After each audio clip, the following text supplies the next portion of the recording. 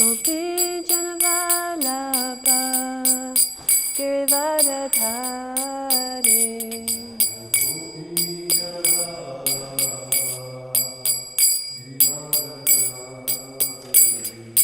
Gopi Janavalabha Girivardhari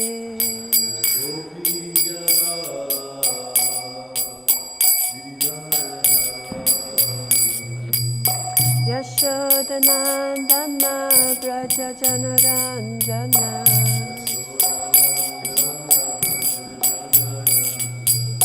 Yashodanandana Braja Janaranjana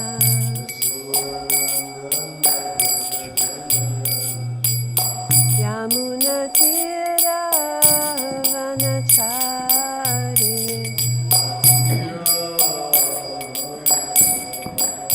Yamuna Tira Vanachari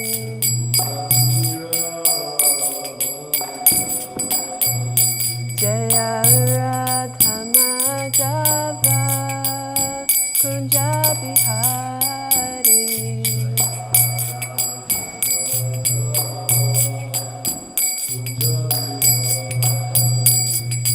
Gopi Janavalabha Girivardhari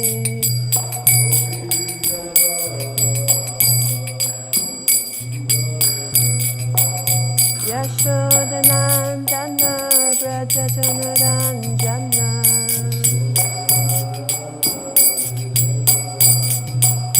Yamuna Tira Vanachari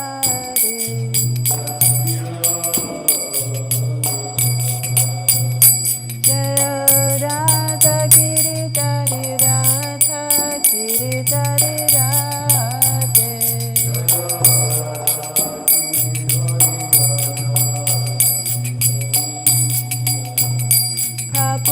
Prabhupada Prabhupada Prabhupada Jaya Jaya Prabhupada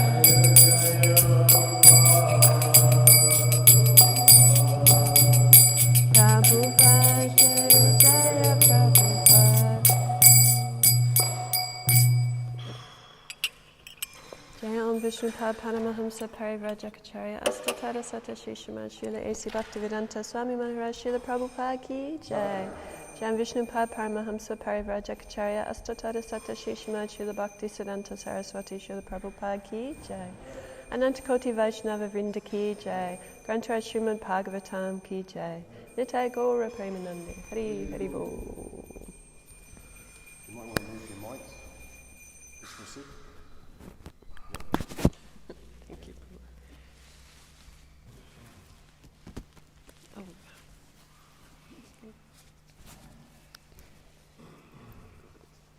Om Namo Bhagavate Vasudevaya. Om Namo Bhagavate Vasudevaya. Om Namo Bhagavate Vasudevaya. We're continuing the fourth canto of Srimad Bhagavatam, first chapter, Genealogical Table of the Daughters of Manu. So we're reading text 25 to 27. We'll chant text 26 on the board and then I'll go back and forward. Chetas tat pravanam yunjan astavitsam hatanjali Shlakshnaya suktaya vacha Sarvaloka gariyasa Chetas tat pravanam yunjan Astavitsam hatanjali Shlakshnaya suktaya vacha Sarvaloka gariyasa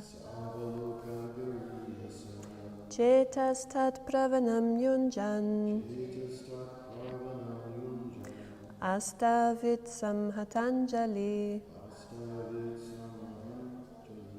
shlakshnaya suktaya vacha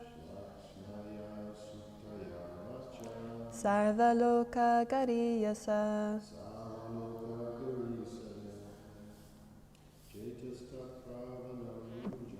Chetastat pravanam yunjan astavit samhatanjali shlakshnaya suktaya vacha sarvaloka gariyasha Chetastat pravanam yunjan astavit samhatanjali shlakshnaya suktaya vacha sarvaloka gariyasha. Now, because text 26 and 27 go together, I'm actually going to flip back and do text 25 now, and then I'll read through 26 and 27 together. So text 25. Kripavaloke nahasad vadane no palamhitan tadrochisha pratihate nimilya munir akshini. Atri Muni was greatly pleased to see that the three devas were gracious towards him. His eyes were dazzled by the effulgence of their bodies, and therefore he closed his eyes for the time being. Purport. Since the deities were smiling, he could understand that they were pleased with him. Their glaring bodily effulgence was intolerable to his eyes, so he closed them for the time being. So 26 and 27. Chetastat pravanam yunjan astavit samhatanjali shlakshnyaya suktaya vacha sarvaloka kariyasha atrir uvacha Vishvodbhavastitilayeshu vibhajyamanair maya gunair anuyugam vigrihita deha te brahma vishnu girisha pranatosmyaham vas tebhya ka eva bhavatam ma ihopahuta. So I do the word for word. Cheta, heart. Tat pravanam, fixing on them. Yunjan, making. Astavit, offered prayers. Samhata Anjali, with folded hands. Shlakshnaya, ecstatic. Suktaya, prayers. Vacha, words. Sarvaloka, all over the world. Gariyasa, honorable. Atri Uvacha, Atri said. Vishva, the universe. Udbhava, creation. Stiti, maintenance. Layeshu, in destruction. Vibhajamanai, being divided. Maya gunai, by the external modes of nature. Anuyugam, according to different millenniums. Vigrihita, accepted. Deha, bodies. Te, they. Brahma, Lord Brahma. Vishnu, Lord Vishnu. Girisha, Lord Shiva. Pranata, bowed. Asmi, am. Aham, I. Va, unto you. Tebhya, from them. Ka, who. Eva, certainly. Bhavatam, of you. Me, by me. Iha, here. Upahuta, called for. Translation and purport by Srila Prabhupada. Srila Prabhupada ki jai. Translation. But since his heart was already attracted by the deities, somehow or other he gathered his senses, and with folded hands and sweet words, he began to offer prayers to the predominating deities of the universe. The great sage Atri said, O Lord Brahma, Lord Vishnu and Lord Shiva, you have divided yourself into 3 bodies by accepting the 3 modes of material nature, as you do in every millennium for the creation, maintenance and dissolution of the cosmic manifestation. I offer my respectful obeisances unto all of you and beg to inquire whom of you 3 I have called by my prayer. Purport. Atri Rishi called for the Supreme Personality of Godhead, Jagadishvara, the Lord of the universe. The Lord must exist before the creation, otherwise how could he be its Lord? If someone constructs a big building, this indicates that he must have existed before the building was constructed. Therefore, the Supreme Lord, the Creator of the universe, must be transcendental to the material modes of nature. But it is known that Vishnu takes charge of the mode of goodness, Brahma takes charge of the mode of passion, and Lord Shiva takes charge of the mode of ignorance. Therefore, Atri Muni said, that Jagadishvara, the Lord of the universe, must be one of you, but since 3 of you have appeared, I cannot recognize whom I have called. You are also kind. Please let me know who is actually Jagadishvara, the Lord of the universe. In fact, Atri Rishi was doubtful about the constitutional position of the Supreme Lord Vishnu, but he was quite certain that the Lord of the universe cannot be one of the creatures created by Maya. His very inquiry about whom he had called indicates that he was in doubt about the constitutional position of the Lord. Therefore he prayed to all 3, kindly let me know who is the transcendental Lord of the universe.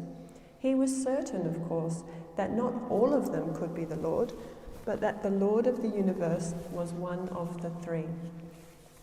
Om Agyanatimirandasya Gyananjana Shalakaya Chakshur Unmilitam Yena Tasmai Shri Guruve Namaha Jai Shri Krishna Chaitanya Prabhu Nityananda Shri Advaita Gadadha Shiva Sadi Gaura Bhaktavinda Hare Krishna, Krishna Krishna, Hare Hare, Hare Rama, Rama Rama, Hare Hare. This is a really interesting few verses here where we're hearing about Atri Rishi, Atri Muni. Now, why are we hearing about him? He married one of the daughters of Kardama Muni and Devahuti. Her name was Anasuya. So a few texts back, we hear from Maitreya that he's going to speak about these 9 daughters of Kardama Muni and Devahuti, and that's why Atri Rishi has now come into the discussion, because he was married to Anasuya, one of their daughters, and because 3 very wonderful sons were born to Anasuya and Atri Rishi, and they were Soma, who was a partial manifestation of Lord Brahma, and then Dattatreya, who's a partial representation of Lord Vishnu, and then Durvasa, who's a partial representation of Lord Shiva. And then the great soul of Vidura, he asks, well, how did these 3 wonderful sons, why were they born?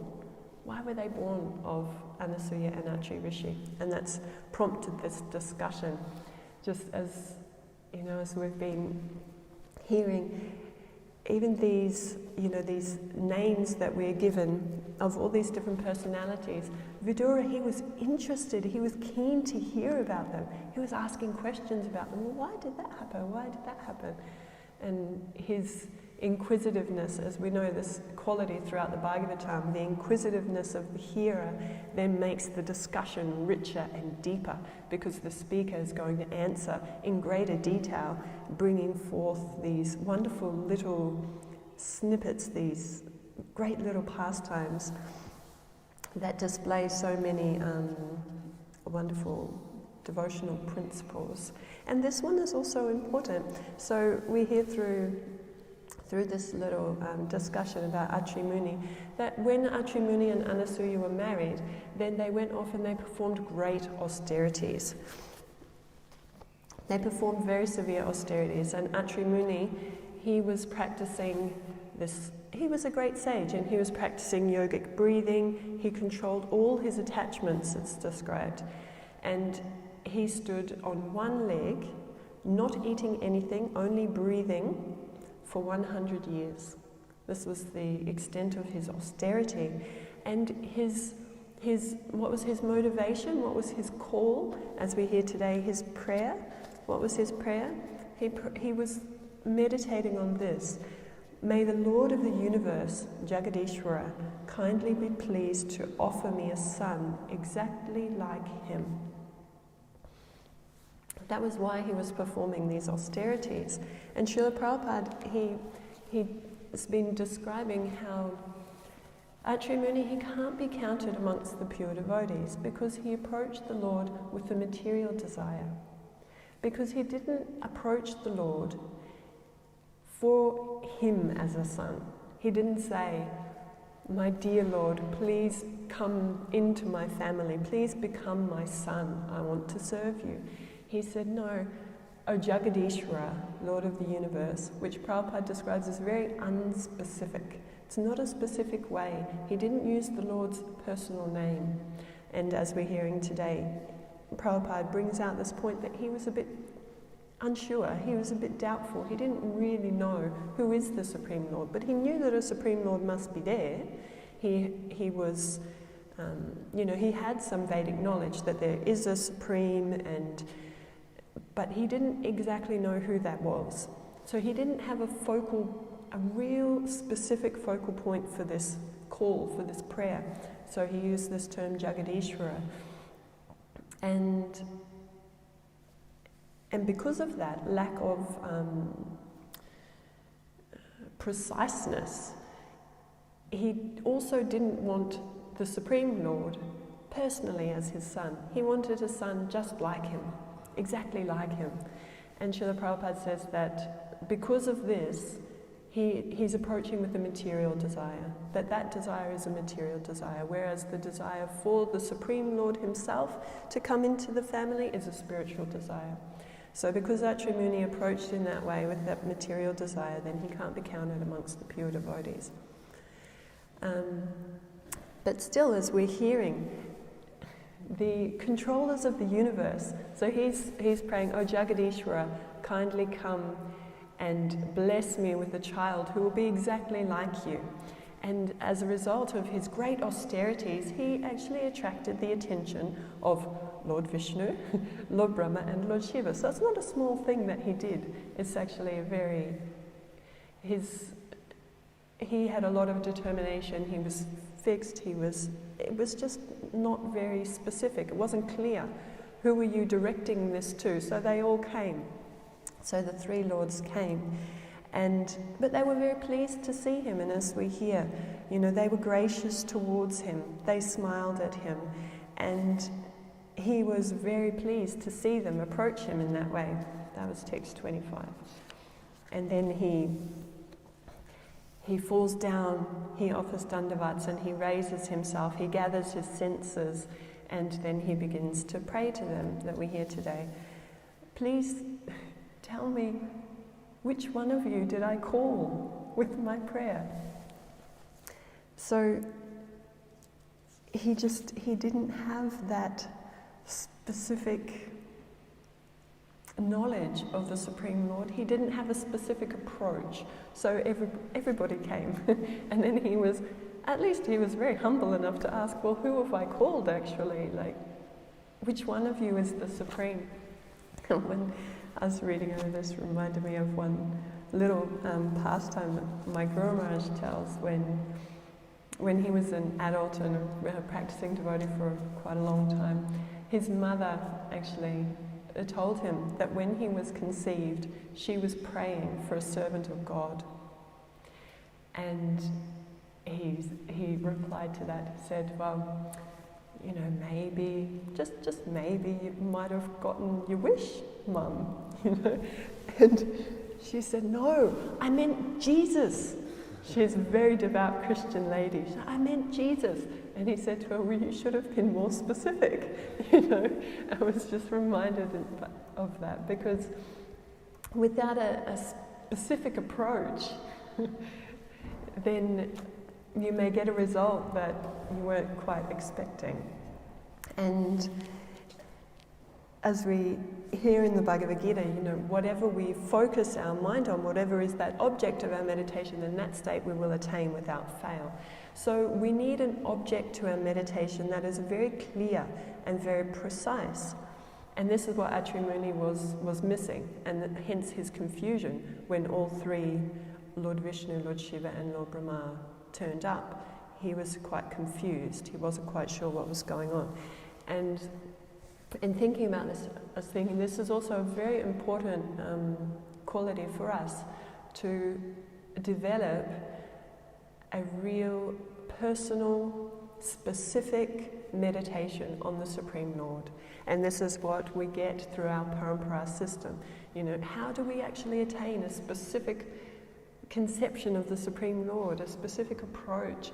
Then we follow in the footsteps of the previous acharyas. In our the knowledge that's been given to us by Srila Prabhupada, following in the previous acharyas, what is our conception of the Lord is Krishna. This beautiful threefold bending form of Shyam Sundar playing on this flute. We have a very clear conception of God. There's nothing vague about it. And that will bring us to Krishna's lotus feet. A vague conception of God is not going to take us to the lotus feet of the Supreme Lord in the spiritual world, Golok Vrindavan. All the knowledge that we have is very specific, it's very pointed, and that's because our previous acharyas are taking us right to Krishna's lotus feet. We're not going to get there if it's vague, if it's, it might be this, it might be that, or, according to how we feel at the time, then we approach in a certain way, but it's vague, it's not clear. But no, we have a very clear approach, we have a very clear path that's been given to approach Sri Krishna. And that is our great benediction. Srimad Bhagavatam takes us right to Krishna's lotus feet and up to see his beautiful smiling face, all his personal pastimes. Our whole process of devotional service is bringing us to Sri Krishna. We have very clear, you read Nectar of Devotion, very clear instructions how to approach the Lord in his personal form as Sri Krishna, Shyam Sundar. So beautiful, so attractive. And everything we have is bringing us toward Krishna. So I was just appreciating, when I was thinking about this, I was appreciating that clarity. Srila Prabhupada, I remember in the early days when Srila Prabhupada wanted to register the society, and some devotees were suggesting, well, why don't we call it the International Society for God Consciousness? And Prabhupada said, no, for Krishna consciousness. Krishna is specific. It's God's specific name.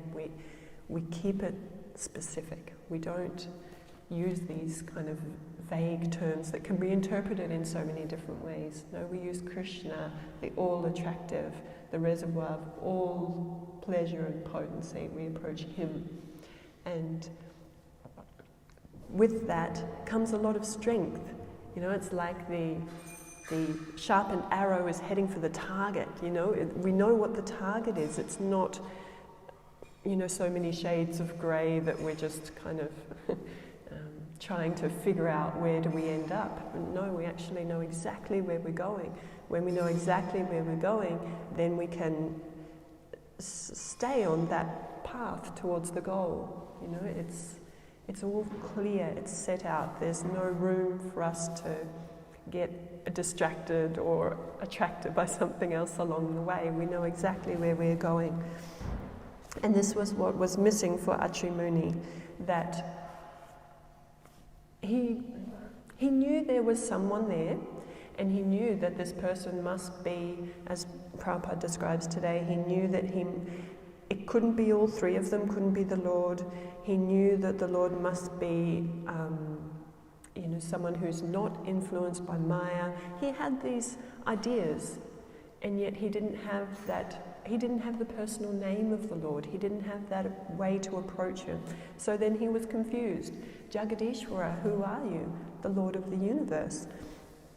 And in a few verses ahead, it's a bit sneaky to go ahead, but it's so nice. Srila Prabhupada, he describes really clearly in the purport to text 30 why all three came. Because all three, Lord Vishnu, Lord Brahma and Lord Shiva, can be addressed in this way, as Jagadishvara, as the Lord of the universe. And he actually describes, I'll just read a little bit because it's very nice. So, again, Srila Prabhupada says that Atri Muni unspecifically thought of the personality of Godhead, the Lord of the universe, although he had no clear idea of the Lord of the universe or his specific form. Mahavishnu, from whose breathing millions of universes emanate and into whom they are again withdrawn, may be accepted as the Lord of the universe. Yes, it makes sense. Mahavishnu, all of the universes are coming from him, so he could be addressed as the Lord of the universe. Garbhadakshay Vishnu, from whose abdomen sprouted the lotus flower, which is the birthplace of Brahma, may also be considered the Lord of the universe. Similarly, Kshirodakshay Vishnu, who's the super soul of all living entities, may also be considered Lord of the universe. So we can see how this is very unspecific, actually, this term that Atri Muni used. So, and then Srila Prabhupada also describes that Lord Vishnu is the Lord of the universe because he's the maintainer. Similarly, Lord Brahma creates all the planetary systems and the population, so he may also be considered Lord of the universe. Or Lord Shiva, who's the destroyer of the universe, may also be considered its Lord. So we can see that it's a great description. We can see this is why all three of them have appeared. So because Atri Muni did not specifically mention who he wanted, all three of them came before him. And yet, in spite of his confusion, all three of them were pleased with him. And so they gave him that benediction of having a son. So he had the three sons, Soma, Dattatreya and Durvasa, who were partial manifestations of each of these lords. So because of his determination, because of his austerity, he attained those three wonderful sons.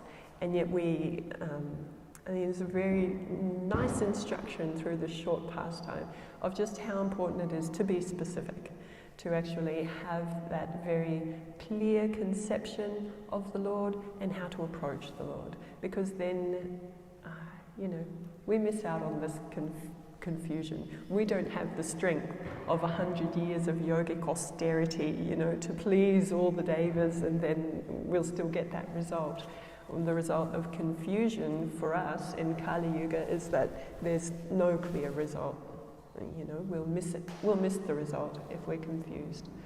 So, best to take advantage of our parampara system and this very clear conception of Krishna that is given in the Shastra through the devotees. A very, very clear conception of God, and it's not only a theoretical conception of God that's very clear and is presented to us. Because of our process of devotional service, we get the realization of that personal conception of God. So it's not at all actually, it's not simply on the theoretical level, okay, everyone's talking about Krishna, so therefore it must be Krishna. Yes, that's there, and we follow that process that's been given of devotional service, our chanting, our hearing, our practical application of devotional service, then that realization of the personal form of Krishna will be there. And then we will understand all of that knowledge, and all of the information that is given is actually leading us to that full realization of the Supreme Personality of Godhead in his personal feature of Krishna. So we have that, that's all encased here for us in the Bhagavatam and through the instructions of the great devotees, so that we can have a very specific, clear concise understanding of the Supreme Lord and of our destination, our goal, the object of our meditation. It's all very clear. It can all be very clear for us. So would anyone like to make some further comments? Or It's clear and it's also very, very sweet. You know, the Radha Krishna and Radha pastime, and the mood is also very sweet, whereas with the Vishnu mood is more in reference to what we've been given is just the greatest gift. You know, it's like way beyond so many things. One point I was thinking was the Brahma Samhita was spoken by Lord Brahma, and he was saying, you know, Govinda Mani Purusham Brahmajani. So Sri Vishnu, he obviously missed that aspect. You know, it's all part of the pastime, no doubt, but, you know, but I was thinking that, because that was spoken right at the beginning of creation, wasn't it? When Lord Brahma was doing his tapasya, he got all those realizations and he spoke to Brahma Samhita. yeah. So we're so lucky that Lord Chaitanya Mahaprabhu unearthed it again and gave it to us, because that is like, that's stamped confirmation from Lord Brahma that this is who we're dealing with. So we're very lucky that we got that at this time, you know, because he was not accessible to him at that point. So this is how fortunate we are. You know, it's just inconceivable that we've been given, you know, the Govinda as being the supreme personality of Radha. So it's great blessing that we're getting, right? Yeah, it's amazing actually. And yeah, I was thinking that, you know, our goal, as we know, is love for Krishna. Love is intimate. Love is very, how can you love someone you don't have a specific idea of? You can't really, you know, that to approach in love and to develop love means intimacy. It means that this specific understanding, this real like detailed knowledge, and then the detailed realization that comes from that knowledge, it must be there to actually develop the love, to develop love for Krishna. Then we need that, all of those little details about him, his personality, his likes, his dislikes, characteristics, his pastimes, all of those things are there so that we can approach him with love. Otherwise, yes, we'll be approaching with awe and reverence, we'll be approaching in other moods, which are also valid, but we know what pleases Krishna the most is that approach in love. And love comes from intimacy. It's such an intimate relationship, you know, when we think, what is love? It's not something, it's nothing vague about it, is it? It's quite a, And we realise that through service, through bhakti. Yes. You know, like you're out there weeding the garden, you know, and Krishna knows you're weeding the garden, and you know that Krishna knows you're weeding the garden. So while you're doing all that, it's a very sweet relationship that you can have by doing any form of service. With our meditation, we're thinking of Krishna, he's aware of that, and he reciprocates with that. So it's very, very, it's very elevated stuff through this bhakti. It's not that we just know who Krishna is and then we go and request something from him. It's we want to give, we don't want to take. So again, that's another very high level of understanding. Thank you. Granth Srimad Bhagavatam ki jai, Srila Prabhupada ki jai.